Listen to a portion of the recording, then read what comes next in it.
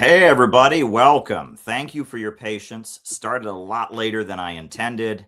It's been a long day, but a good day. A lot has been accomplished. So thank you for being patient. Night's live stream, another late night stream. Thanks for being here, folks. Let's put on the open music. Spoken of the American century. I say that the century on which we are entering can be and must be the century of the common man. A radical redistribution of economic power. I mean, we know that racism is just a byproduct of capitalism. Everything would be all right if everything was put back in the hands of the people. We need a government that will make sure Americans are taken care of and organize the economy to serve the people, not the profits of a wealthy few. We now have the techniques and the resources to get rid of poverty. We got to start getting out there with the people. Get out of the movement and get to the masses. We need a government of action.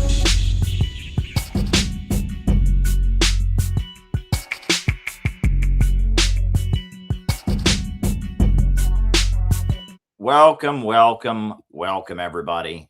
As I said, I do deeply appreciate your patience, but hey, life is like that. And I did accomplish quite a bit today. I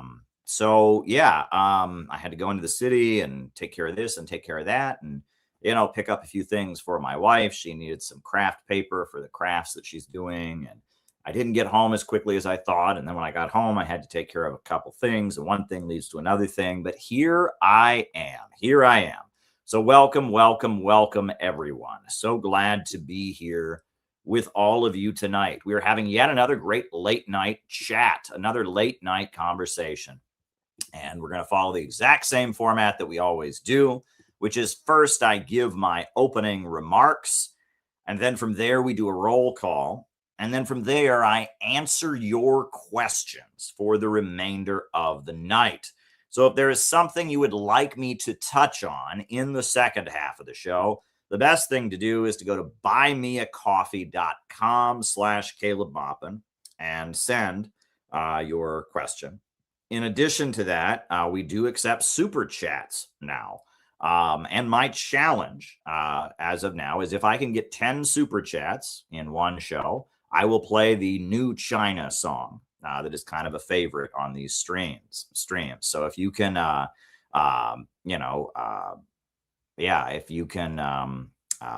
send super chats, I will do for 10 super chats. I will play the New China epic song. So we had 3 super chats last night. So I'm hoping that tonight we can reach 10 super chats and we can do the New China song.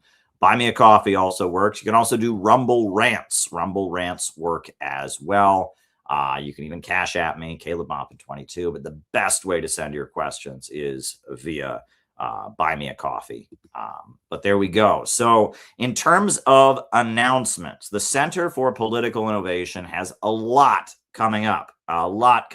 First of all, I'm going on tour in July. In July, we are having an event in New York City.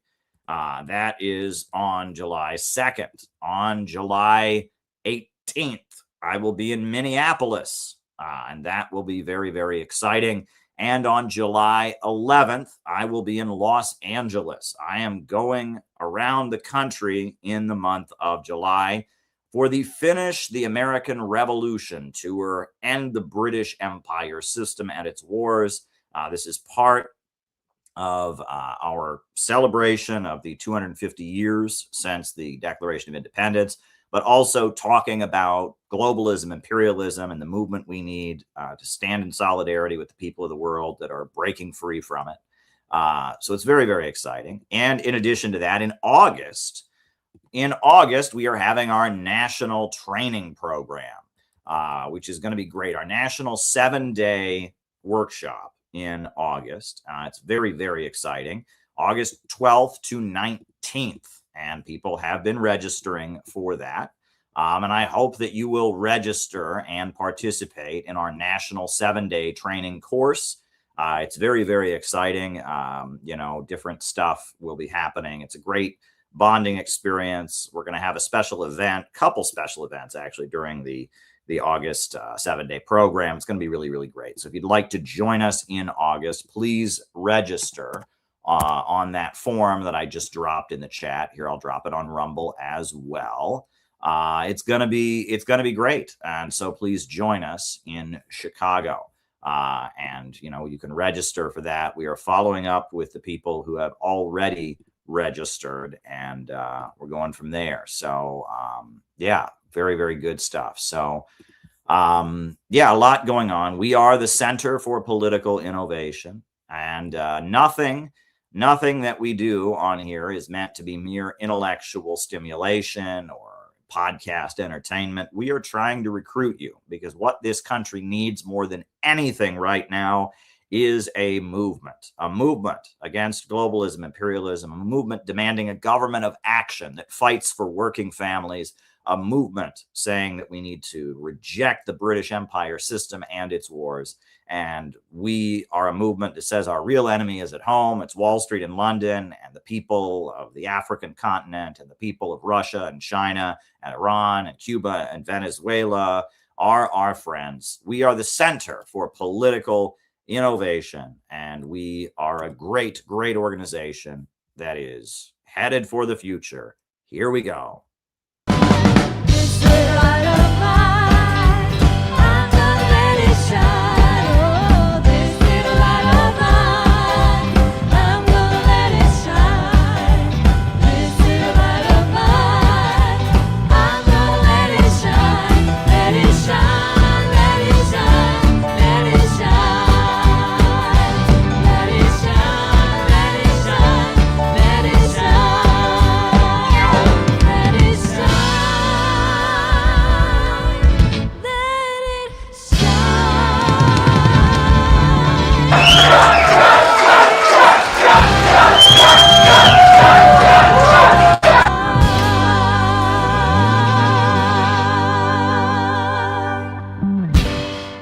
Yes, folks, that is us. We are the Center for Political Innovation. We are the anti-imperialist movement of America, and we are doing amazing things. And I hope that you will become a member. We would love to have you involved. Great things are happening. So yeah, become a member of the Center for Political Innovation today. We are doing great stuff. And we've got 2 big months of organizing coming up.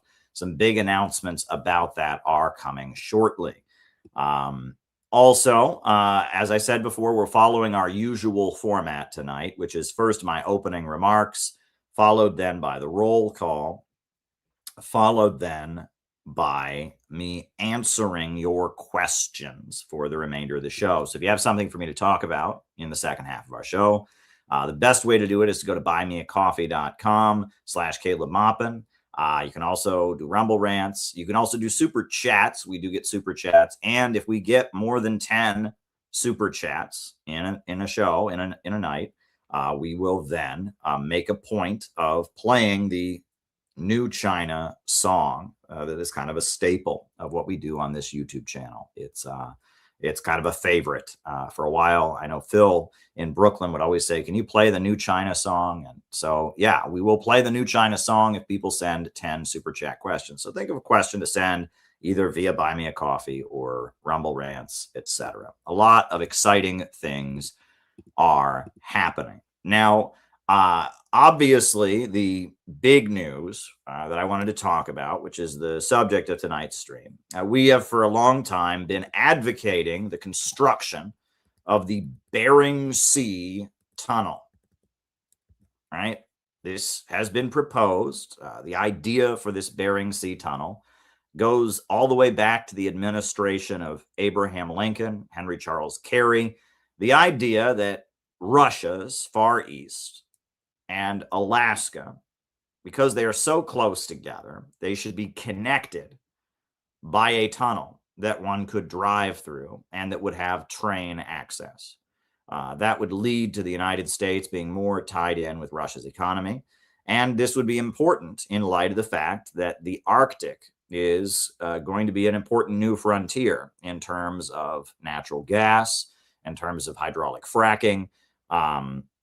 and oil exploration, that the Arctic is becoming more and more important. But it's also more important because it would pivot the United States further away from the old colonial powers and closer to the rising new economy in the East, to the Belt and Road Initiative of China, to the Eurasian Economic Union of Russia, to the Korean Peninsula and the peaceful reunification of the Korean Peninsula in the context of economic expansion in Russia and China and trade with the United States. All of this nudges the world slightly closer to where it needs to be. The Bering Sea Tunnel is something that we at the Center for Political Innovation have advocated, and we are certainly not the first people to advocate it. It goes back to Abraham Lincoln's great economic advisor, Henry Charles Carey, Lyndon LaRouche, the U.S. economist and critic of foreign policy, the kind of, I don't know what you want to call him, a frequent presidential candidate and kind of innovative thought leader. He advocated it. Reverend Sun Myung Moon, the leader and founder of the Unification Church and the Unificationist religious movement, was an advocate of building the Bering Sea Tunnel.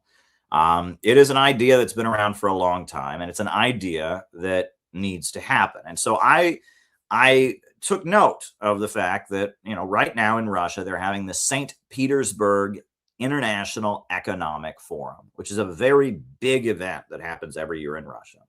Scott Ritter, a friend of our program here, who has spoken at many CPI conferences. I guess I'll put the clip on, right? This is Scott Ritter, when he spoke at our reception for the Rage Against the War Machine rally. Ideas are great, but the reason that the Center for Political Innovation exists is to put on events like this, to give a platform to ideas we don't widely hear in the United States, to educate people about anti-imperialism and socialism. And that is why it is really an honor tonight to bring forward our guest of honor, a real hero, someone who deserves to be heard from the heavens. Everyone should hear what this man has to say. Scott Ritter is here. Scott Ritter is here. We are proud that Scott Ritter is here. This is a hero. This is a hero right here.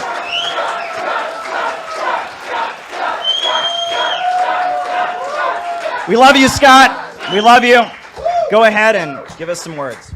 Thank you. Thanks, man. Yeah. Thank you. Well, thank you very much. To be honest, I thought I was just coming here to a reception to say hi to people, and speaking is, hopefully it's a bonus. Yeah, that's Scott Ritter, and he went to go to the St. Petersburg International Economic Forum 2 years ago, and the Biden administration dragged him off the airplane. It was absolutely horrible. They confiscated his U.S. passport and dragged him off the airplane. And then he went to court to try and get his passport back. It was a nasty, nasty thing that was done to Scott Ritter, but now he's got his passport, and he is in Russia for the St. Petersburg Economic Forum, International Economic Forum, and he calls it his revenge tour. Because he is in Russia and he is there once again. The Biden administration has failed. Who else is in Russia right now? Candace Owens, the social media personality, part of the conservative Daily Wire, who stood up to Israel and made a point of speaking against Israel. She is now in Russia, touring Russia, attending the St. Petersburg International Economic Forum. It's really, really great that she is there. But it's really exciting. Rick Sanchez is there. Olga Bataman from the new TV show, the new show I was on recently to talk about my books and anti-imperialism, East Meets West. Olga Bataman is at the St. Petersburg International Economic Forum. All kinds of people are at the St. Petersburg International Economic Forum. One person who is there is Kirill Dmitriev. Now, Kirill Dmitriev is the head of the Russia Foreign Direct Investment Fund. And Kirill Dmitriev, he has been in the St. Petersburg International Economic Forum. Russian President Putin is there and is going to be giving a speech shortly. And we saw this very, very, very, very exciting bit of news pop up on the Twitter page of Kirill Dmitriev. Very, very, very, very exciting. And if I can just pull up the image, I will show it to you. Didn't see this coming. And all the details are not clear. We don't have all the information as of yet, but it's very, very exciting. Let me just pull up the image here. It's very, very good news, it appears. And I'll be showing you some more information about it. But this is what Kirill Dmitriev put on his Twitter page. Now, it is regarding the Bering Sea Tunnel connecting the United States with Russia via Alaska. And this is what he said. And I will just pull it up here. Now, it's interesting. You got to pay attention to the wording here. And then I'll tell you what other information we have. Hold on. Just waiting for the image to show up here. Gonna put up Kirill's tweet. Hold on.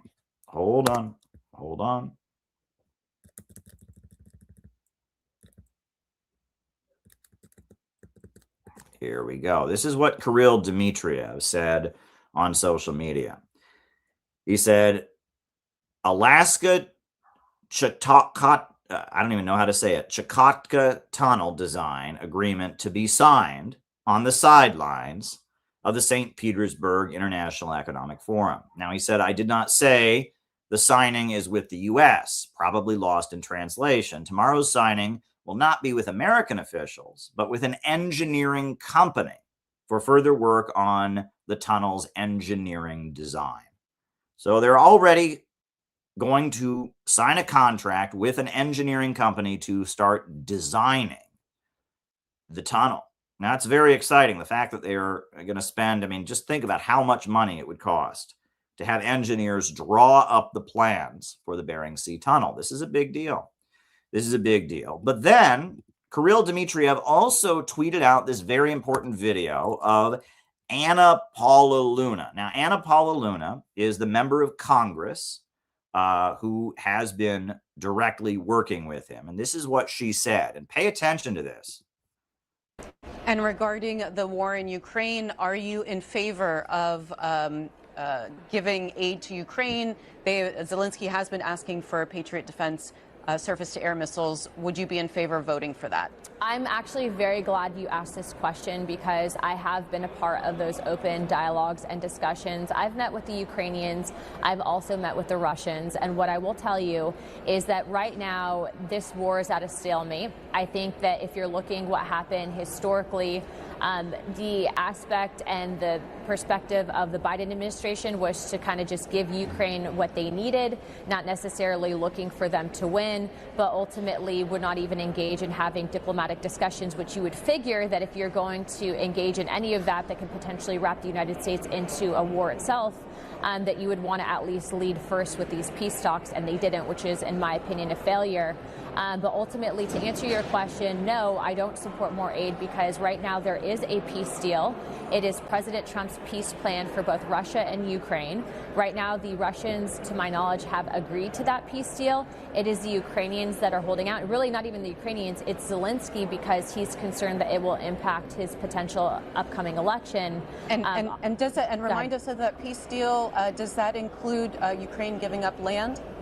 Potentially, yes, in the Donbass region. But what I will say is that specifically for this right now, if Ukraine was able to get security guarantees from the United States, if there is the potential, which there is, for there to be a $2 trillion trade deal with the United States, Russia, and potentially even Ukraine, the ability for all of Europe to be met with lower fuel prices, I think that that's a major win for everyone involved, not to mention on both sides. I don't care if you're pro-Russia, I don't care if you're pro-Ukraine, but you have to admit that there have been many, many deaths into the hundreds of thousands. Hold on. What did she just say?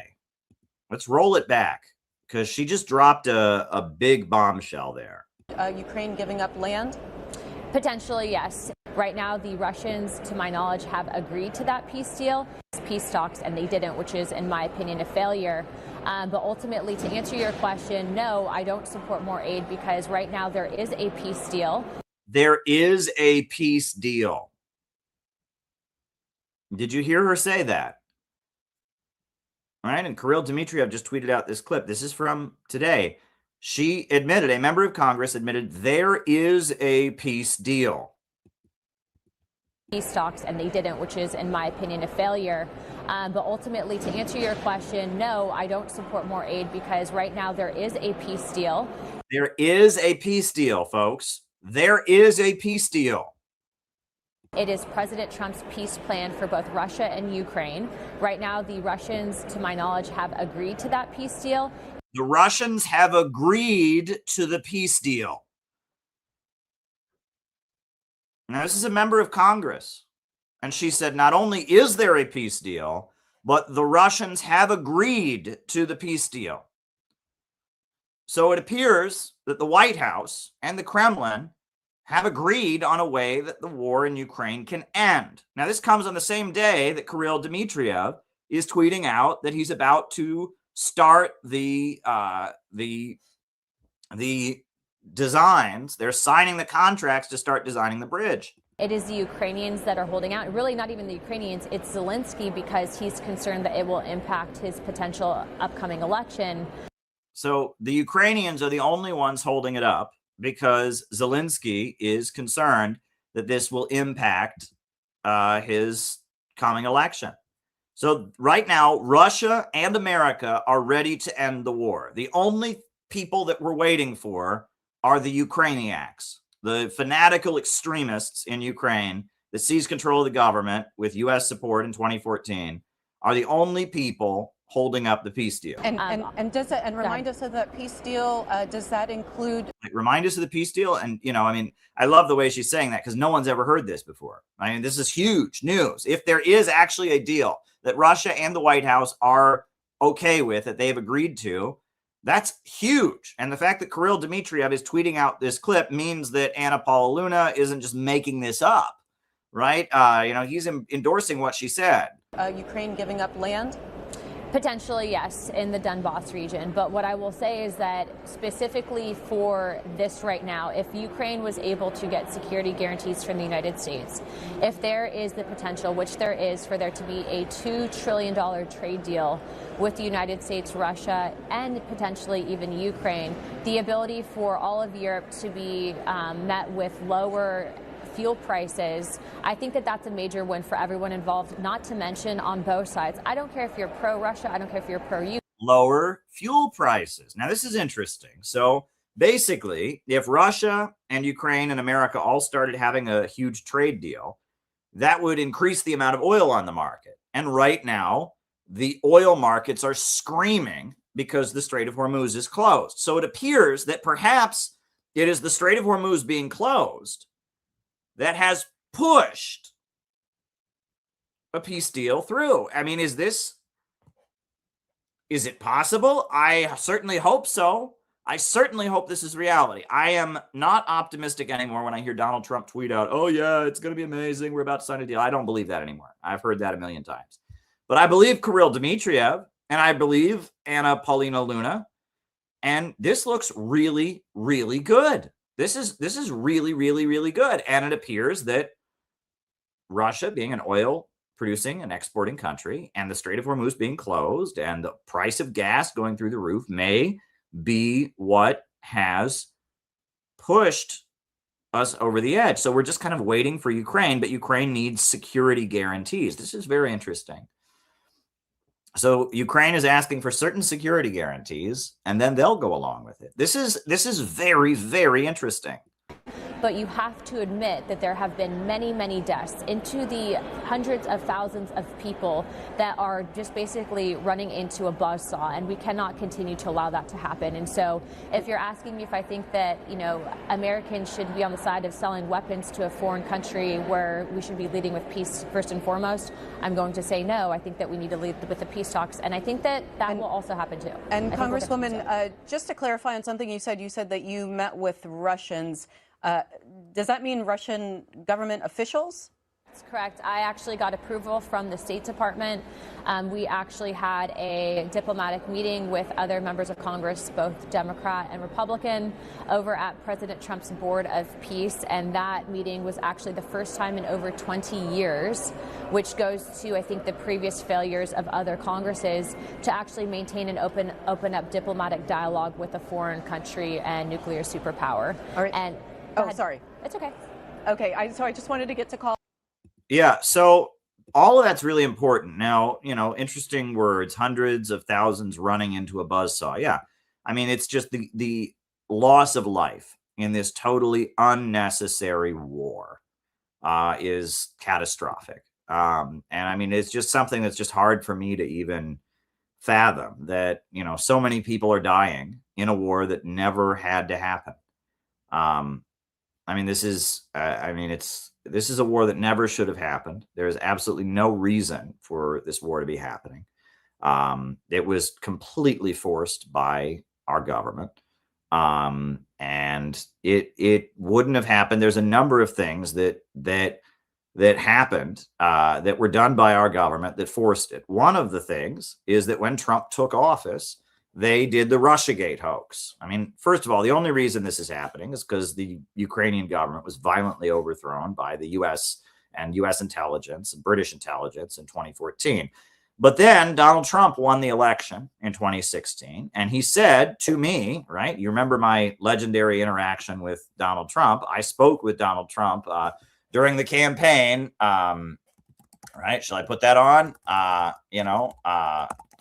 I said to Donald Trump in 2016 at his press conference, I said to Donald Trump, would you like to get along better with Russia? And he said to me, to my face, yes. And that was his platform. Here, I'll show you that. This was me in 2016 at Donald Trump's press conference at the old post office in Washington, D.C., right? This is it's kind of a funny clip, but here we go. Friends, this is Caleb. All right, so we'll skip to the Trump part. But anyway, this is in 2016. I asked Donald Trump at the old post office during his press conference about wanting to get along with Russia. So here we go. Sure, I want a better relationship with everybody. A better with Russia, yeah. But I want a better relationship with everybody. Go ahead. No, I don't think so. I think the media understands. Look, if we can get along, Putin says very nice things about me. I think that's very nice. It has no effect on me other than I think it's very nice. If we get along with Russia, that's very good. If Russia wants to spend millions of dollars a day dropping bombs on ISIS, I'm okay with that. I'm okay with that. Some people don't like it. They say, no, that's our job. It's not our job. It's let Russia, if they want to do that, I'm all for it. No, I want to get along with all countries. I was recently. So anyway, yeah, Trump, his platform during the 2016 election was he was going to have a better relationship with Russia. And so then Trump took office and they lied. And they said that Russia had somehow rigged the elections for Donald Trump, which is completely outrageous. Not a single vote was ever changed. They did not show any tampering with the votes, but they claimed that, well, Russia bought some bots or some memes or something. And that is how the election was interfered with. They indicted various people from Prigozhin's company, a military contracting company run by Prigozhin, to claim that he had bought a bunch of tweets and bought a bunch of memes on Facebook, and that had somehow impacted the election. And then Prigozhin's company went to court in the United States and won a settlement, basically saying there was no evidence that this company that they claimed was responsible for buying some tweets or whatever had any impact on the election or was doing so on behalf of the Russian government. And then Donald Trump, he was president, and he spent his entire first 4 years in office in a situation where he couldn't improve relations with Russia because he was being accused of being a Russian agent. And he was constantly being accused. They'd spent millions of dollars on the Bob Mueller investigation. Trump is working with Russia. Trump is working with Russia. And it was all a lie. But he was on the defensive and he couldn't make peace with Russia. Then in 2020, the FBI rigged the elections against Donald Trump, not the Russians, the FBI, because Hunter Biden's laptop was discovered. And it was a true thing. Hunter Biden's laptop full of images of him smoking crack and having sex with prostitutes and making business deals related to his father's position. Hunter Biden did all kinds of corrupt stuff. And his laptop was revealed, showing that he did all kinds of corrupt stuff. And the FBI went around to mainstream media outlets and told them not to cover it because it was, quote, Russian propaganda. It wasn't. And now they admit it was completely true. And Facebook blocked anyone from sharing the image of Hunter Biden's laptop story, anyone sharing news stories about it.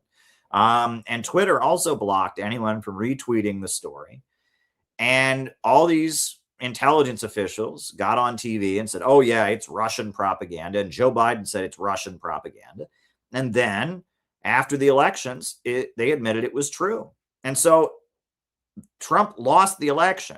Voters said they wouldn't have voted for Joe Biden if they had known that his son was a serial criminal, but they suppressed a true story, and it was the FBI that did it. The FBI, using the Russiagate hoax, went around to different media outlets and said, don't report on this story. It's Russian propaganda, and it wasn't. It was a true story. It was true. So they tainted Donald Trump's first term in office, so he couldn't make peace with Russia. Then they used that to have the FBI rig the elections and have the media not cover a legitimate story and push Donald Trump out of office. He lost the 2020 election after the FBI went around and suppressed a major news story that would have hurt Biden. So then when Biden was in office, Biden escalated U.S. support for the Ukrainian extremists. And Russia said, okay, and Russia moved in, and you had the special military operation. So this war would not have happened if it wasn't for lies, if it wasn't for lies from the Democrat Party, okay? If it wasn't for lies about Russia in America, not in Ukraine, in America, if it wasn't for lying and saying that Donald Trump was an agent of Russia, lying and saying that the Hunter Biden laptop story was Russian propaganda. If it wasn't for that, the war in Ukraine wouldn't be happening. And hundreds of thousands of people would still be alive right now. Now, if that doesn't make you angry, I don't know what could make you angry. Hundreds of thousands of people are dead right now because they lied. They lied. They lied. They lied. They said that Russia rigged the elections for Trump. They did not. They said that the Hunter Biden laptop was Russian propaganda. It was not. They lied. They lied. They lied. They lied. And yes, the loss of life in Ukraine, in the Ukraine conflict, is constant and it is catastrophic, right? And the Democrat Party has blood on its hands like you wouldn't believe. Now, Trump has plenty of blood on his hands. He blew up an elementary school in Iran. He supports Israel and their crimes against the Palestinians. We're not pretending Trump is some kind of saintly figure. But the Democrat Party pushed a lie for, at this point, 12 years straight, they've pushed this lie. And this lie led to a war that could have been avoided. And hundreds of thousands of people are dead. And, Penny is right to point out Keith Ellison, former member of the Freedom Road Socialist Organization. Keith Ellison, the Democrat congressman from Minnesota, is still pushing this lie, even though there's loads of documents that were revealed by Tulsi Gabbard revealing that this was a hoax, that Obama, as he was leaving office, he assembled the intelligence team and he said, is Russia interfering in our elections? And they came back and they said, no, sir, it is not. And then he assembled them again and said, is Russia interfering in our elections? And they came back and they said, no, sir, it is not. And in fact, they came back and they said, in fact, Russia had information on Hillary Clinton they could have used. They could have revealed that Hillary Clinton is addicted to painkillers, and she's not, and she is, and they could have revealed that, but they didn't if they wanted to hurt her campaign. And they could have revealed all kinds of embarrassing information about the Clintons, but they sat on it, and they didn't. They didn't interfere in the elections. They chose not to, and they expected Hillary Clinton to win. Regardless, it appears that Obama said that's not really the answer that we're looking for, and that the Hillary Clinton campaign and the Obama administration cooked up a lie that was used to weaken and prevent Donald Trump's ability to do what he said he was going to do in his first term and have a better relationship with Russia. If we can get along with Russia, that's very good. As he said to me, you saw the clip, right? He also called me his favorite reporter. Not sure if I should brag about that or not. I mean, you know, it was kind of a thing on the tongue, right? He said, who's my favorite reporter? You. And I've shown that clip on here before. It's kind of funny. But Trump couldn't do that. Then they rigged the election against Trump. And then Biden got in. And then all hell broke loose. And, you know, the special military operation, Russia had to move in and protect the peoples of Donbass.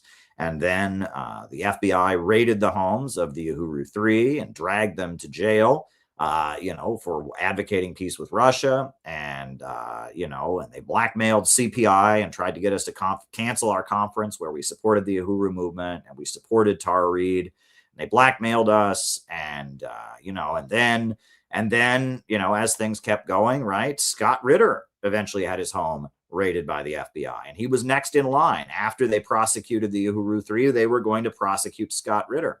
And he was planning, he tried to go to the St. Petersburg International Economic Forum 2 years ago, and they dragged him off the airplane and confiscated his passport, right? I mean, this is intense stuff, right? And the cost in terms of human life has been massive. But now it appears that Anna Paula Luna is saying that there is a deal. And that's big. And then Kirill Dmitriev has announced that they're signing a contract tomorrow to start designing the bridge. This is a really big deal. This is a really, really big deal. I mean, we're moving ahead. Now, I met Kirill Dmitriev when he came to New York City, and I will show you. And he came to New York City and he spoke about this very issue. And this was last fall. He came to New York City, and I met him, and he spoke to me and a number of other journalists with different media outlets. So this is when I spoke to Kirill Dmitriev. Meeting in Budapest between Trump and Putin was canceled by the Trump administration, but Donald Trump himself said that he was open to having the meeting in the future. The Russian president echoed those words, saying it was more like a rescheduling than a cancellation, and that Russia is open to dialogue at all times. Now, at this point, here in New York City, we saw the arrival of Kirill Dmitriev. Now, he's the CEO of the Russia Direct Investment Fund, and he arrived for a meeting that had been scheduled before talk of Budapest and went ahead. It was not canceled, and he emphasized that he would be meeting with unnamed figures from the Trump administration, and that when they met, they would be discussing the financial aspects of improving relations between the USA and Russia and working to end the conflict in Ukraine. U.S. President, this event was planned long ago, and it was not cancelled by the American side, despite the unfriendly steps recently taken by the US. You see that, as President Putin said yesterday, the language of pressure does not work with Russia, and it's crucial that Russia's national interests and security interests are always taken into account. So the potential for economic cooperation with Russia remains, but only if there's a respectful attitude toward Russia. We also see many attempts by our European Britain to undermine direct dialogue between Russia and the US, between President Putin and President Trump. This is due to the fact that multiple attempts at resolving the Ukrainian conflict were undermined by Britain and by the EU, as when Boris Johnson, having received £1 million from his sponsors, disencouraged the Ukrainian regime from talks. The situation in the British economy, in the European economy, is very unfavorable, and it's important for them to create an image of Russia as an enemy. So we will continue our dialogue with the United States, clearly stating Russia's position, which is that Russia's national interests must be respected, that sanctions and unfriendly measures will have no impact on the Russian economy. They will only lead to growing prices at United States gas stations, because the prices are already going up. So the false Biden narratives that are now being imposed on the Trump administration's practices will not hold, and we have said many times that Biden's administration's approaches have failed and will fail in the future. It is also very important that it is Ukraine who is making this talks situation lag. They're not willing to resolve the outstanding issues, and sadly, it is Ukraine that is undermining the necessary dialogue, and it's doing so at the request of British and European actors who want the conflict to continue.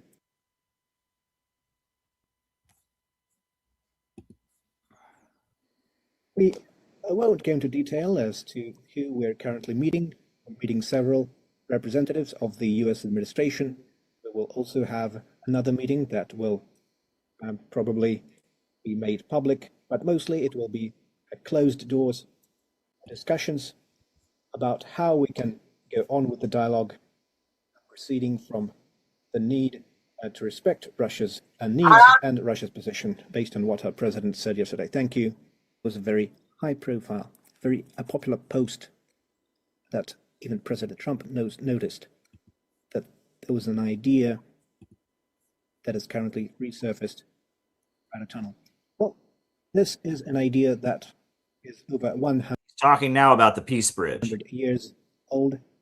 Initially, it was proposed by American investors during the Tsar's times to create a bridge, to create a railway to connect Russia with Alaska. There were discussions on how that could be made real. Then the so-called Friendship Bridge between Khrushchev and Kennedy were discussed during the Soviet times. It is now clear from the files transmitted to the American side by Russia recently. And as we have new technologies, and especially those that Elon Musk has at his disposal, I think this infrastructure project could potentially reshape geopolitics and create a unique connection between Eurasia and the American continent. We have studied it for a long time. There are also some developments by the Russian railways, and of course we will keep you updated.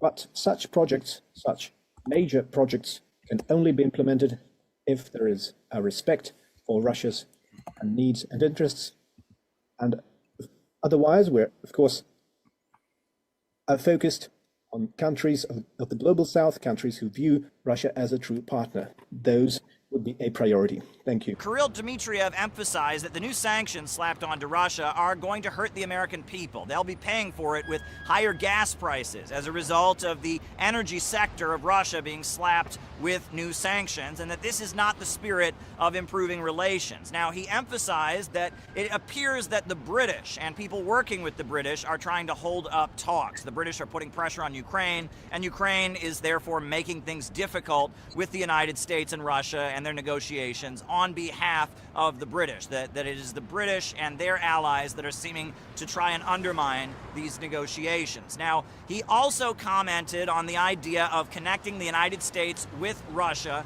via a tunnel under the Bering Sea, connecting Alaska to the Russian Far East.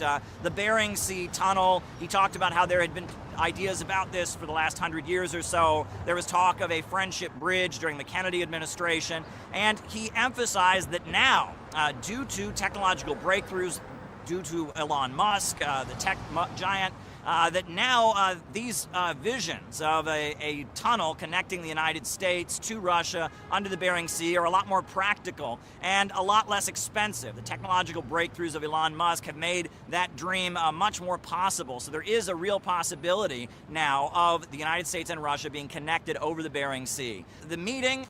Yeah, now I wanted to also mention, no organization in America at this point, at this time. Now, there are other organizations that have worked to advocate the peace bridge, before I was born and in years past. But in the current epoch, no organization has done more Russia is not than the Center for Political Innovation to advocate the peace bridge and peace with Russia. And you can see all the times we were in the streets. I went to Russia. I was at the UN. I talked to Putin. But in particular regarding the peace bridge, right? The peace bridge itself, we went to Trump's inauguration. I guess I'll start out with what we did during the elections. We said only peace can make America great again during the elections. And then when Trump won, we went to the inauguration with a big banner about the peace bridge, and so I guess I'll start out with, I'll show you, just what we did at Trump's inauguration. We went to Washington, D.C. To talk about the peace bridge. We had a huge banner, build the peace bridge, at Donald Trump's inauguration.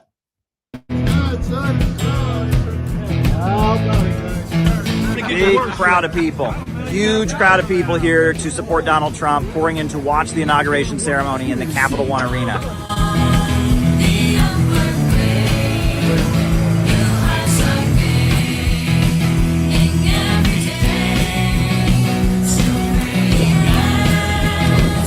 Yeah, set up here, over there. How you feeling? How you feeling? I'm good. I'm good. It was fun to pass out pamphlets at the hotel there. Everybody was asking for more. Great. Yeah. Excellent. We need to heal America as well. We need to pray for America. We need to make our country great again. We need to take over. The people need to take over to make our country better again. And I hope Trump can help us with that. Donald Trump for one of the greatest moments of his first presidency, when he went to a country that America has technically been at war with since the 1950s and gave peace a chance. We want to make peace around the world. You're with Russia, Iran, Brazil instead of EU, traditional American allies. Yeah, rather than the bankers in London or in Wall Street who are trying to plunge us into poverty, who are trying to hold on to their system rather than trying to build up our economy and economies around the world, making people poorer, degrowing society. We want to stand with the countries of the world that want to build economies. We need a government of action to fight for working families. If he could come and set a peace treaty with Israel and Gaza, they can stop massacring and genocide the Palestinian people, I will call him the greatest president in history. I think that Donald Trump is the man to bridge the gap between China and North Korea and Russia and the U.S. I hope he is. I mean, when he was in office the first time, he did an amazing thing by visiting North Korea. That was awesome. However, I really didn't like what he did when he murdered Qasem Soleimani, the Iranian leader. I thought that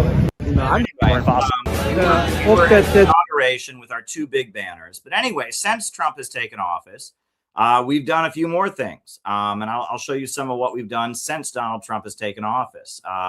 We hit the streets in Minneapolis. I'll show you. This was, we had a workshop in Minneapolis just after Trump's inauguration.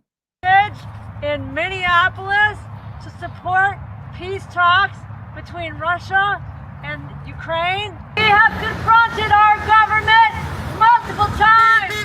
We don't need this war. We might not agree everything what Trump is doing, but We need peace. I don't want my child to be going in a war that's not ours. Our tax dollars not coming in our country. You know, the infrastructure is crappy. There's holes all over Chicago.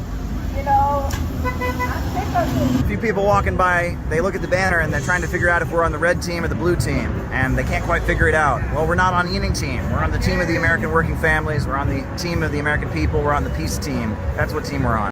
Yeah, and that was then. And then we had 2 national days of action last fall. You know, for calling for peace with Russia. You know. This was October 4th. We were in the streets all today because we want the war in Ukraine to end. We want the war in Ukraine to end. That means that the peace talks between the United States and Russia need to continue. Alaska and the peace summit was just the beginning. It's time to end the war in Ukraine. We're out here saying that Russia is not our enemy and that it would be in America's interest to have money for jobs and schools and health care, not spending billions and billions of dollars on weapons in Ukraine. We support peace talks and Ukraine war. We support peace talks and Ukraine war. Build the peace bridge. Build the peace bridge. Build the peace bridge.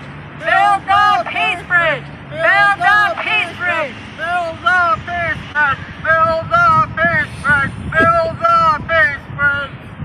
We need to build the peace bridge from Alaska to Russia. Imagine all the thousands of jobs we could create building a bridge to Russia to connect to the rising economy in the East, BRICS and the Shanghai cooperation. Imagine all the development we could be having in these countries, in Canada, in Alaska, and America. We could have beautiful bridges and clean, safe subways instead of the ones that are falling apart. Imagine an economy where we have jobs and schools and health care for everyone. Imagine a peace bridge where we are not connected to NATO, but we're connected to BRICS, which is half the world's economy. And we're connected to the Shanghai cooperation. China has high-speed rail all across the country. And we get, what, a 10-mile light rail in 10 years? That's a ripoff! Build the peace bridge! Build the peace bridge! Build the peace bridge! Build the peace bridge! We support peace talks and Ukraine war. We support peace talks and Ukraine war! Build the peace bridge! Build the peace bridge! Hey, CPI is out here in Portland. We're here to support the peace talks with Russia. We're here to also support prosecution of war criminals like John Bolton, and if possible, James Comey and any other war criminals who are responsible for the Russiagate hoax. These war criminals must think Americans are really stupid because this was one of the dumbest war narratives they've ever come up with. Not one email, not one phone call, not one text message was shown to that Trump was colluding with Russia in any way. And yet they peddled it for years and did everything they could to sabotage peace at every turn. Whether it was Russiagate, whether it was John Bolton saying that we would basically assassinate the leader of North Korea at a time when Trump was trying to make peace. These war criminals need to know that Americans support peace, and we support the prosecution of war criminals. Hello, why are you out here today? We are here because we support the arrest of James Comey and hopefully anyone else who lied to help get us into World War III. We want an immediate end to this conflict. Please, President Trump, sign a peace deal with Russia, sign a peace deal with the Palestinian authorities like you're trying to help, because if World War III would be the last war because we have the capacity for a nuclear holocaust. Thank you. Here's CPI. We're at the University of Southern California, and we got our signs here. So you can see we support peace talks and, of course, the peace bridge. and we're here across the street from the entrance of what's called University Village, USC Village. A lot of student traffic here going back and forth to the campus over on this side, and of course, a lot of traffic coming by on the street. So a lot of people are seeing our images today here in LA. The developments taking place between the Russian people and the United States right now are positive. America first should not mean Ukraine first. America first should not mean Israel first. And we're here to say money for jobs and schools, not the war in Ukraine. We support the peace talks. We support the peace talks that happened in Alaska, and we need to continue the peace process.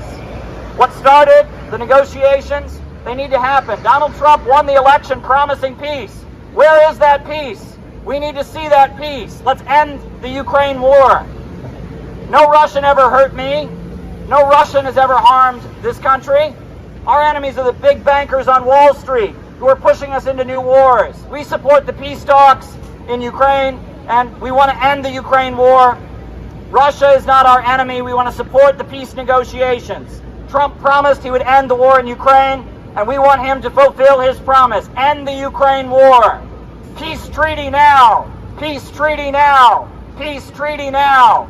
Peace treaty now. Peace treaty now. Peace treaty now. Peace treaty now. End the Ukraine war. Russia is not our enemy. Stop spending money on weapons and bombs for Ukraine and start building jobs and schools and education and healthcare right here in America. It's time that we end this war in Ukraine. It's doing nothing for the American people. Killing Russians in Ukraine doesn't benefit America one iota, not one bit. We need to end the war in Ukraine, continue the peace talks. Peace treaty now, end the Ukraine war. I'm gonna lay down my sword and shield down by the riverside, down by the riverside, down by the riverside. I'm gonna lay down my sword and shield down by the riverside, down by the riverside. I ain't gonna study war no more, study war no more, study war no more, no more, study war no more. I ain't gonna study war no more, down by the riverside. It's Gavin and Judd with the Chicago Center for Political Innovation, part of a national day of action to support the peace summit in Russia between President Trump and President Putin. We should be friends, not enemies. That's what most of the American people want. That's what most of the world wants. Two largest thermonuclear powers in the history of the world. It's very dangerous if our presidents are not talking to each other. So we're here to support that summit and to thank Tulsi Gabbard for making it possible, because she exposed that Russiagate was a complete and total deliberate lie by the intelligence agencies. And that's what gave Putin and Trump the freedom to meet. And we need to make sure they follow through on that and bring the world peace instead of thermonuclear war. When it comes to foreign policy, diplomacy is always the answer, and war never is. Thank you for your time.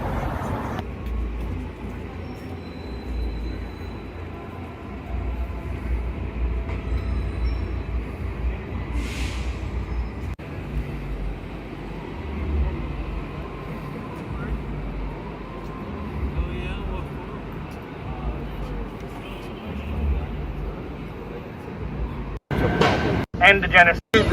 Your spirit of greatness.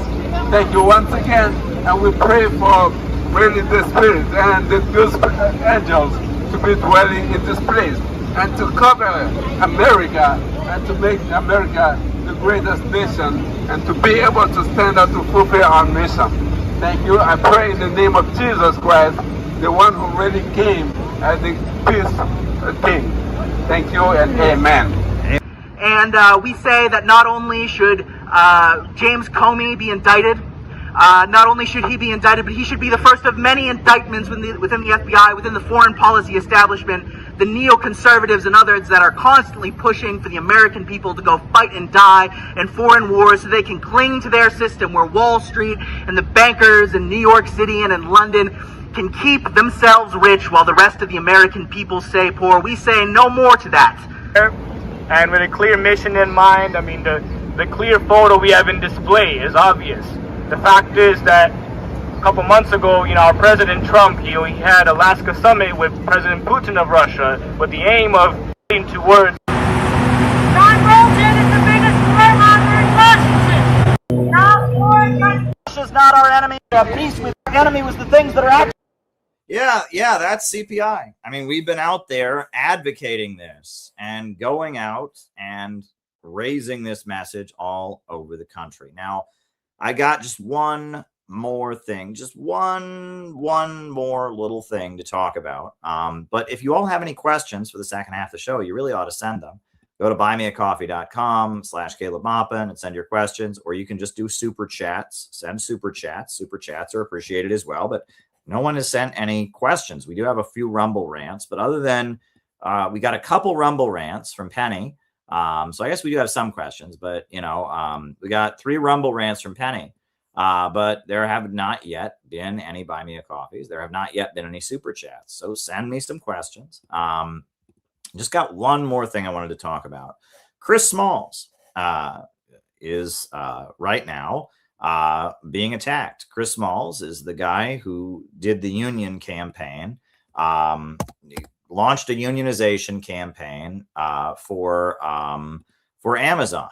And he was kind of made, he became famous for launching his unionization campaign of Amazon. And he's continued his activism. And he is, he's protested in support of the Palestinians. He tried to bring aid to the Palestinians. And recently, Chris Smalls has been protesting against AOC. He's been calling out AOC for her complicity in Israel's crimes, which I think is pretty cool. Let me pull up. Let me see if I can pull up the video to give proper context. Chris Smalls, AOC. I'll try to get video of Chris Smalls calling out AOC because it's pretty cool. And he was arrested and held, by the Zionists, and then he protested AOC when she did her thing at the Met Gala. He called her out. This is the video. He protested AOC for being complicit with the crimes of Israel, being supportive of the government that locked him up. So this is Chris Smalls protesting AOC, and I will just put the video of Chris Smalls protesting against AOC at the Met Gala, Bernie and AOC for their complicity with Israel's crimes. We'll put that on so you can get the context for what's happening now. So Chris Smalls, AOC. All right, well, we'll put that on, right? This is Chris Smalls taking a stand against the DSA Democrats who support Israel. And I will put that on to give you some context to the other thing. This was him at the Met Gala. Living under a rock, you can't tell me that they didn't catch wind of what was going on.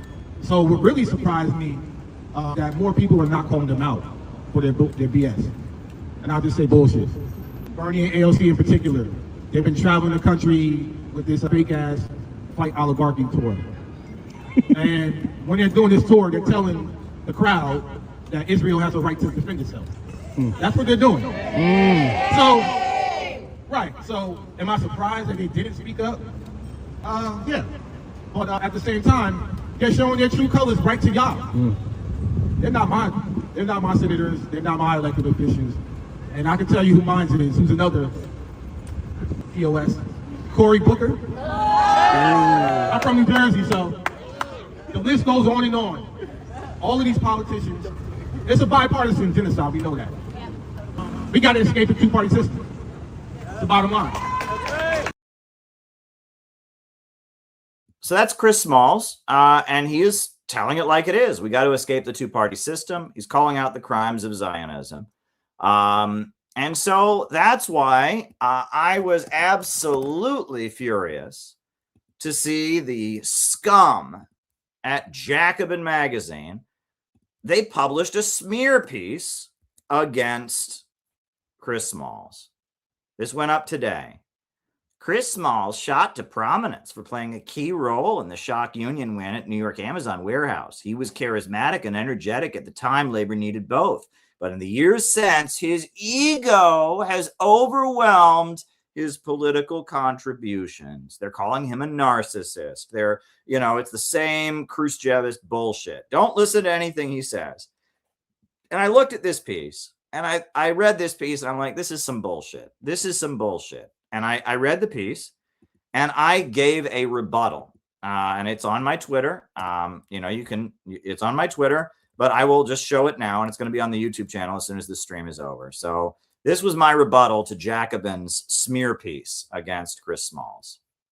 We just have to talk about what's going on right now and the way that Jacobin and all the woke AOC liberals are going after Chris Smalls right now, because it is bullshit, and I'll tell you why. They're all saying things like, oh, what has Chris Smalls ever done? He started a union campaign at Amazon, and he got famous for doing it, and they didn't actually get a union, so who does he think he is? What has he ever done?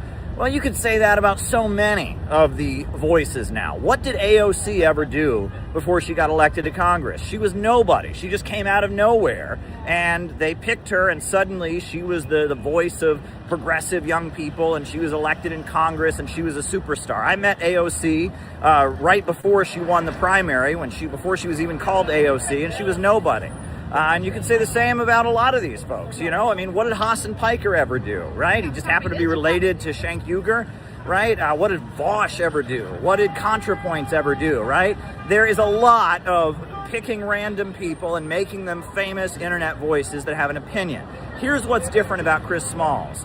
All of those people that they made internet famous and made big voices, they had an arrangement with them that they got to be famous, and then once they became famous, they followed the script. They said vote for the Democrats, even though the Democrats are supporting Israel and its crimes, even though the Democrats have betrayed the working class. All of these people who they made this arrangement with, and Jacobin and Democratic Socialists of America and George Soros made famous, all of them followed the script.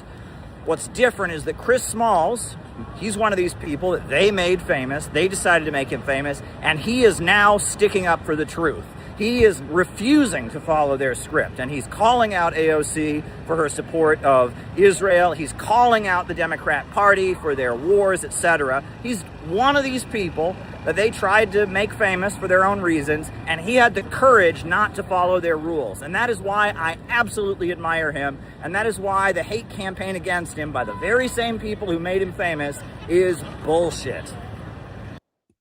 Yeah, Penny, I filmed that myself with my phone. My phone was doing the filming. But yeah, please retweet the video if you can.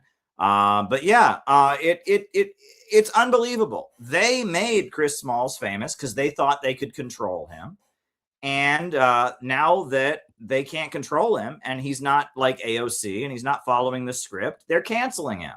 And it's bullshit. It's so bullshit. And they say, oh, what has he ever done? What did AOC ever do before she won the beauty pageant and they made her a member of Congress? I never met her at a protest. I met AOC just weeks before she was a major candidate, and no one had ever heard of her. And what has Hassan Piker ever done but talk trash about people on the internet? Lately he's gone to Cuba, good for him. But Smalls, he made it big through his union campaign, and then he actually stuck to his principles, and he risked his life and got beaten up by the Israeli Defense Forces. And Chris Smalls is somebody who, whatever you want to say about him, he's actually opposing imperialism, and he's sticking to his principles. And now the very same State Department socialist Trotskyite hacks who thought they could control him and use him are canceling him and smearing him. And Jacobin magazine, Jacobin magazine smeared Ibrahim Traori. Jacobin magazine is just abominable. It's just abominable, and they should be ashamed of themselves. So I made that video. It'll be up here on the YouTube channel. later tonight. We support Chris Smalls. We stand with Chris Smalls. We absolutely stand with Chris Smalls. And it just goes to show you, like, you know, the left, the mainstream of the left, you cannot work with them, you know. And I mean, they are just, you know, I mean, they're slimy. Let me just put it that way. But anyway, folks, we have one super chat that has come in, and we have a few Rumble rants from Penny. So why don't we do the roll call? I'll call you all out as I see you. Then I'll put some music on and give you a chance. We'll give you a chance to, you know, ask some more questions. Then we'll play these videos and answer these questions. We'll be done. So names and locations. I will call you all out as I see you. Names and locations. Who is with us tonight? Names and locations. Names and locations. Who is with us? Who's with us? Names and locations. Who is with us? Names and locations. Anway in India. Penny in Minnesota. Philip High in Brooklyn. Michael in Bayonne, New Jersey. Dan in LA. Lawrence Johnson in Chicago. Liverpool, UK. Good to see you. Brooklyn in the house, says Phil. Paul in Brentwood. Good to see you, Paul. Paul has been doing some great audiobooks lately. That's great. That is really awesome. He did Do You Believe in Growth, the CPI book. He read it all out loud. Beautiful YouTube video. Share the link in the chat, Paul. I'll put it on the screen. People should subscribe to Paul's YouTube channel. He does good stuff. Very good stuff. Names and locations. Who is with us? Names and locations. Who is with us tonight? Names and locations. All right. Names and locations. Anybody else? Names and locations. Blessings from the Far East, Samuel. Well, hey, I hope that pretty soon I'm able to go through the tunnel right over to you, right? Toronto, Patricia, good to see you. Yeah, so let's put on some music. I'll give you all another chance to send any questions that you've got, and we'll put on some music, and then I'll sign off. But do I have Guantanamera? I like the Cuban song Guantanamera, and in light of everything that's been going on with Cuba, I think it would be very appropriate to play Guantanamera. But I actually don't seem to. Oh, Gabby in Chicago, good to see you. Doing great work. Very, very good. California, good to see you. But yeah, so I thought I had Guantanamera. Well, maybe I can put on a recording of Guantanamera because it's a great song. Guantanamera. It is a very popular Cuban folk jazz song that is very popular. It's been recorded. Pete Seeger recorded a version of it. It's like, I guess the lyrics are from a poem by Jose Marti, the radical poet from Cuba who lived in exile in New York City. And it's just, you know, it's considered a very, very Cuban anthem. And so this is a version of Guantanamera played by an orchestra that I have been able to play on these streams before and not have an issue with. So let me just put this on. And while that's happening, if people can send in any more questions they've got for the second half of the show, questions are always appreciated. Buy me a coffee. And hey, if I were to get 10 super chats, I will play the China song, the new China song. But as of now, we only have one, so we need 9 more super chats. But yeah, Guantanamera. Guantanamera, the popular Cuban jazz anthem. So yeah, send any questions that you all have. You can do buymeacoffee.com. You can do super chats. But yeah, send any questions that you've got. There you go. That's the link in the chat. And now Guantanamera, the Cuban anthem, Cuban jazz anthem.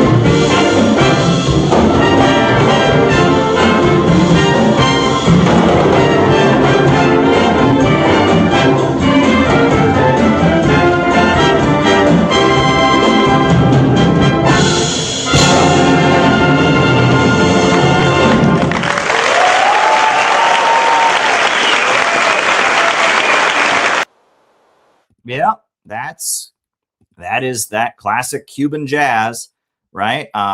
Yes, it's a really famous Latin American melody.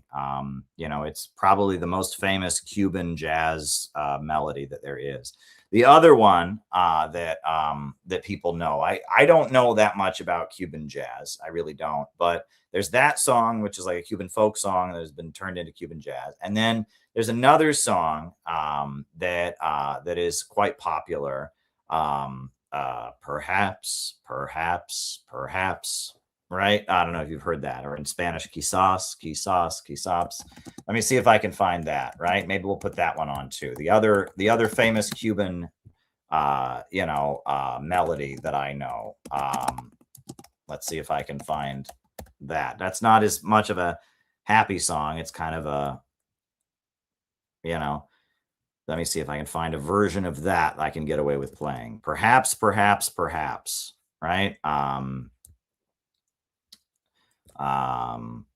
Right. I know there was a version of that they made the anthem of the show Coupling, which was the British comedy. Well, here's a Chinese orchestra performing the Cuban love song, the Cuban romantic jazz song called Perhaps. So let's see if I can get away with having this Chinese orchestra performing the Cuban anthem, Perhaps. Do people in the chat know that song? It's in English and in Spanish. You've probably heard it before. But yeah, here we go. Perhaps, or quizás in Spanish. All right. This is another popular Cuban jazz song. All right, here we go. A jazz anthem of Cuban origin.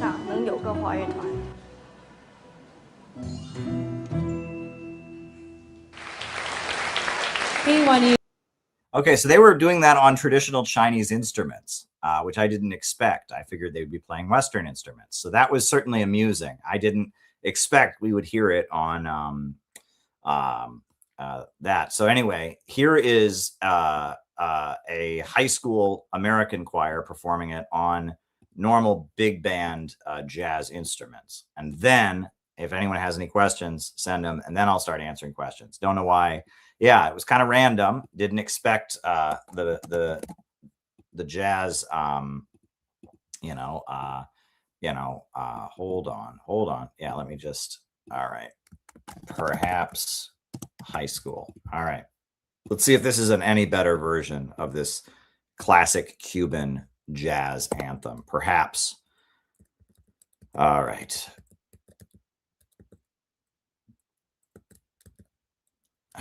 Don't you love it when they... Okay, I'm waiting for it to show up on my desktop so I can import it.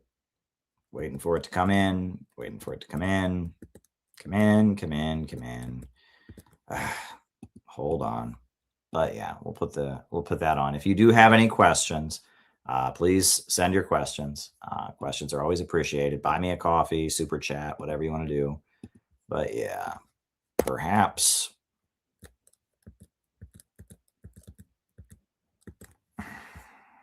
Why won't it show up on my desktop? This is annoying.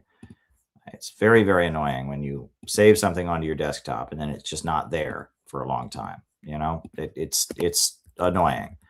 But here it is. Okay, there we go.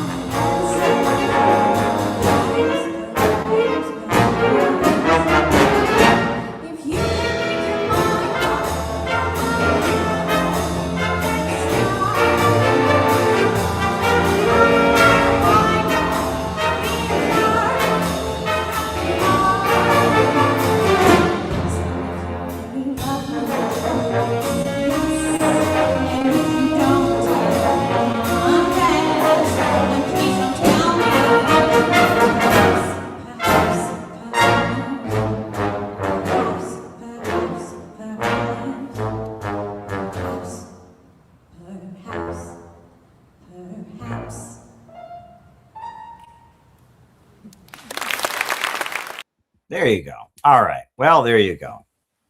That's always fun.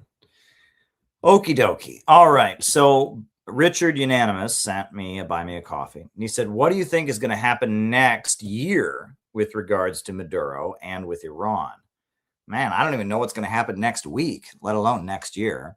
When do you think the Ukrainians are coming to the table? I don't know. Maduro's trial is in limbo. Alex Saab is in custody. Iran talks fell through. I really hope something better comes of this. On a lighter note, Candace Owens is at the St. Petersburg Economic Forum. Yeah, I'm not going to show the video of Candace Owens for reasons I don't want to get into, but I'm glad she's at the St. Petersburg Economic Forum. And, I appreciate a lot of what she says. And, I hope that she can be part of bringing America closer to Russia. Yeah, I mean, I think it's really great that she's there, and she's, she sat down with Rick Sanchez, and, she's great. I'm glad she's doing that, as far as, Iran, I don't know what's going to happen next week. I did have a feeling there wasn't going to be a peace treaty, though. I was just like, yeah, this is not gonna, I was hopeful the last few times, but this time Trump was like, oh yeah, we're almost there. And it's like, really? Yeah. And I heard what Joe Kent said, and I heard what other people have said. There's not a deal that the USA will be able to sign that Iran will be able to sign. And yeah, I've been saying on here, I think Joe Kent is the most, as much as he may not be the most honest figure, I don't care. He's got different views. He's right, though. The only way out of this is cut and run. That's the only way out of this, is Trump just has to declare victory and withdraw, because there's no deal that Iran will sign, that Israel will never allow the United States to sign a deal that says Iran has the right to support Hezbollah, Hamas, and the Houthis. It's just not going to happen. Meanwhile, Iran is never going to sign a deal that says they're going to stop supporting Hezbollah, the Houthis, and Hamas. So it's just, there's not going to be a deal, right? There's just not going to be a deal. The USA and Iran do not have diplomatic relations. There's not going to be a deal. You murdered their supreme leader. You blew up an elementary school, and you killed all kinds of girls. The Strait of Hormuz is closed. So just declare victory and pull out. And Iran can say, oh, they pulled out, and they can pretend that they won as well. Both sides can pretend they won. The Strait of Hormuz can open. That's the best bet here. But the idea that they're negotiating, I know Hezbollah and the Lebanese government and Israel are negotiating in Washington, D.C., and it's a mess. It's absolutely a mess. It is absolutely a mess. And yeah, now with regards to Maduro, I think the best hope is that somebody other than Trump is in office, or somebody other than Marco Rubio is running the State Department, and the USA and Venezuela reach a deal.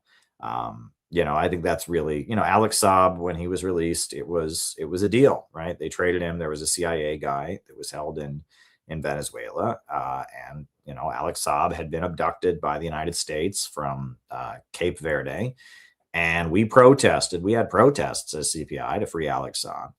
And it looks to me like that's the best hope for Maduro, is that he's traded, that there's a trade or something like that. This trial that's coming up is a sham trial. It's ridiculous. The judge they've got is a judge that is very mysterious. Let me just put it that way. Very mysterious judge who's ruled on 9/11 stuff and other things in quite mysterious ways. He doesn't have a chance with this judge. This isn't going to be a real trial. They basically just decided, okay, yes, we'll let the Venezuelan government, pay for his legal fees. They were going to try to block Venezuela from him. He was going to have a public defender. It was ridiculous. He's got no chance. This is a kangaroo court. This is kidnapping for ransom, basically. They want something out of Venezuela. And, we'll see with Venezuela. We'll see. Now, I will say, just FYI, I did an interview today with the Ron Paul Institute on Liberty Report, and that'll be out on Saturday. We talked about Venezuela, among other things. It went really, really well. Daniel McAdams from the Ron Paul Institute is not a libertarian, I found out today. He calls himself a Christian anarchist. Can you believe that? I had no idea. I assumed that Daniel McAdams, the Ron Paul Liberty Institute, the Ron Paul Institute Liberty Report, I assumed he would be a libertarian. And I referred to him as a libertarian, and he corrected me. He said, I'm not a libertarian. I am a Christian anarchist. I was like, wow, okay. It was a great conversation we had, about 35 minutes, and that'll be on YouTube and on Twitter and everywhere from the Ron Paul Report on Saturday. So keep your eye out for that. Now, Anway asked me, oligarchs are a threat to democracy. What's your take? Well, the word oligarch, again, I keep coming back to this, to Plato's Republic, but oligarch means elite ruler, right? And that, oligarchy is supposed to be the good elite, and then plutocrat is supposed to be the bad elite. But oligarch has become this word that is used for propaganda purposes in Western media, right? If someone's wealthy in Russia, they're not a wealthy person, they're an oligarch. Whereas if someone's wealthy in America, they're just wealthy, they're a billionaire or whatever, right? And that it's a word that they have taken, which comes from ancient Greek, and they have completely twisted its meaning, right? I think Juan Perón, the populist leader of Argentina, he ranted against the oligarchs, and I think the people who don't like Venezuela, the wealthy people that support Hugo Chavez, they call them the boligarchs, right? Or the wealthy people that support Maduro are the boligarchs, and it's complicated, right? But the idea of having people that are exceptionally wealthier than everybody else. At the end of the day, the problem, I just want to get real, and I think Anway knows this more than anybody. One of the reasons I don't call myself a socialist or a communist anymore is because conversations about socialism and communism inevitably turn into, should we make everyone equal? And that's not what I want. I don't want to make everyone equal.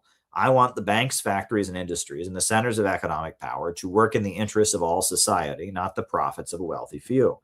And in that process, I want many, many people to become wealthy. That's what I want. I want many, many people to see their living standard and their wealth increase. That's what I would like. I'm not opposed to wealth. And I am, and the redistribution of income to some degree or other happens in every society. That's not the nature of what we're dealing with here. There's income redistribution in every society. I would like an economy that is pro-growth, where the centers of economic power are rationally organized, and we have a state that invests in people. But anyway, my energy is fading because I did start a lot later than I intended. So I need to put on Penny's super chat. So she sent me, what is this? Oh, the president of Tanzania in Russia. Oh yeah, we can put that on. Okay. I didn't know what it was, but okay. All right. So Penny sent 3 clips that she would like me to show. The first one is about how this new president of Tanzania, that is a woman, is, the first international trip she's gone on is to Russia, and she's at the St. Petersburg International Economic Forum. That's a very good sign. I've been in Russia. I actually met a Tanzanian delegation there a few years ago. Julius Nyerere was the socialist leader of Tanzania for many years, and he was friendly to China and Russia. He was kind of, one of these anti-imperialists who, but Julius Nyerere is kind of the founder of modern Tanzania, the anti-colonial leader. And so she seems to be continuing his tradition of wanting a friendly relationship with Russia and having an anti-colonial political line, which is very exciting. So let's hope that this leads to good things. So we'll put this video on of the Tanzanian leader and her participation in the St. Petersburg International Economic Forum. So yeah, hold on.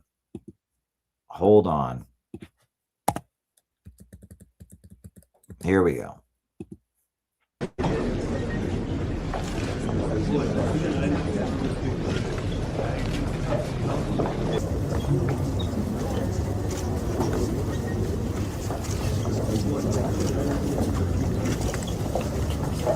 Yeah, welcome to Rodan. Thank you. My name is Sifat. I'm from Bangladesh and study economics faculties in first year. Welcome our friendship family. Thank you. Thank you.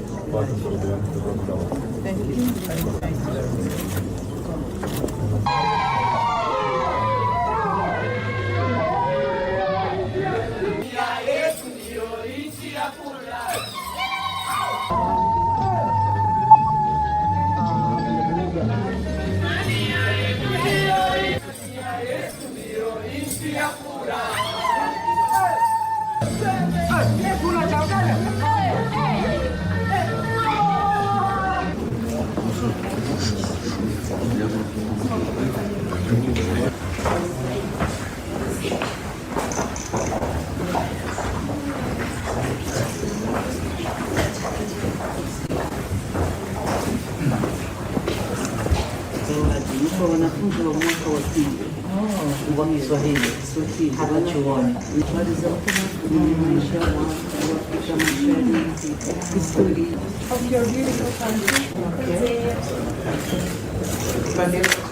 Time I was the Minister of Education of Russia.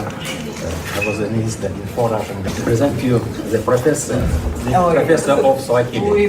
She is the most famous in Russian Federation, and all students that are studying Swahili, they are studying this by her textbooks. So you are welcome to the hall. Start for the ceremony.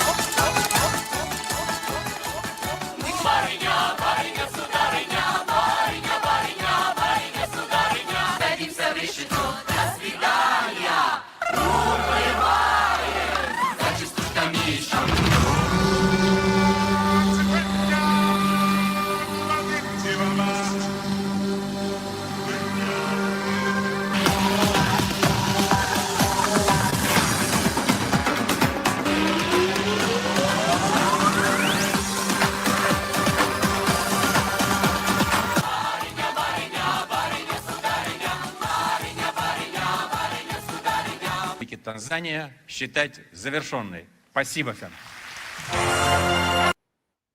All right. Well, let's hope that Tanzania becomes friendlier with Russia and to the rising new economy. I hope that's a good development. Now, Penny sent another video about Cuba looking to adjust its economic model, which, as I have emphasized on this streams many times, Marco Rubio is lying when he says Cuba wants to stick with the 1950s Soviet system. They would like to have small businesses. This is a CGTN video on that.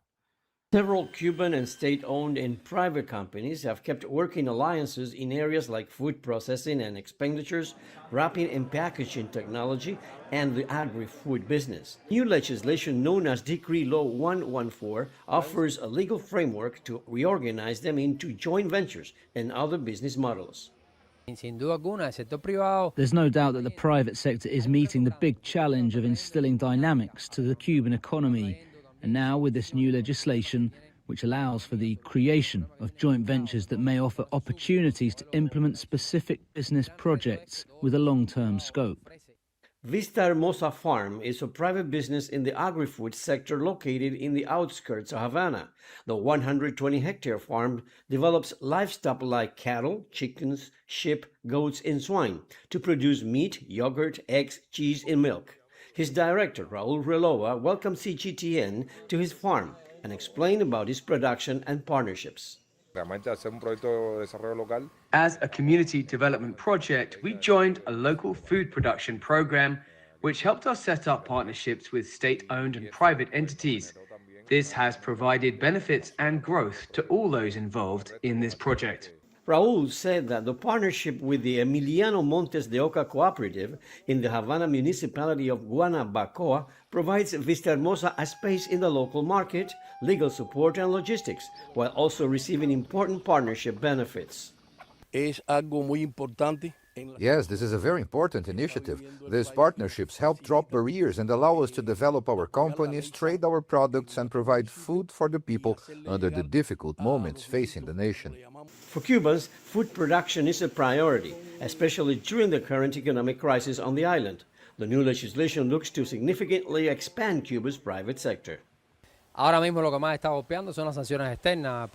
this time, we are facing the strong impact of external sanctions, shortage of fuels and poor power generation.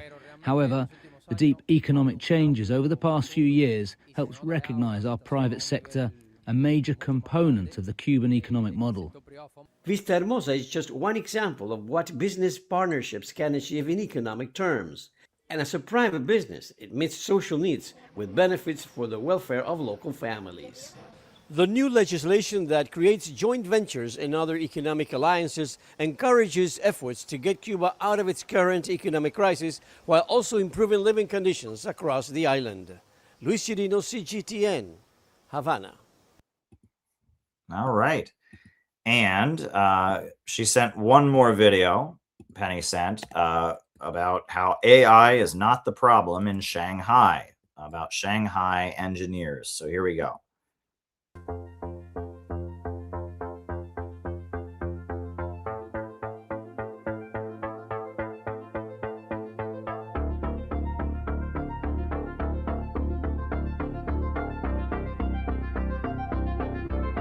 第一个，在推进过程中，周边的控制比较稳定。从数据上来说，我们的地表层量基本上控制在2毫米。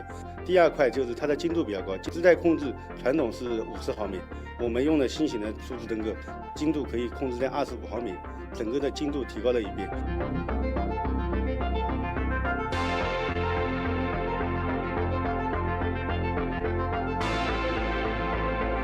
一旦连续推进，整个工期就是提升起来了。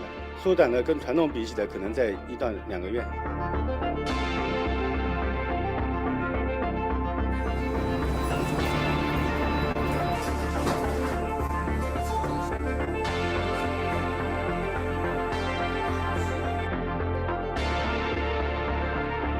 会通过模型去给到我们盾构机掘进所需要的所有的参数，通过力学的机理和我们的大数据的一些融合呢，把我们所有的参数决策呢做到了一些更客观、更科学，让盾构机沿着我们的设计轴线精准的去进行行进，不需要人工的操作，直接呢去进行自主的一个掘进。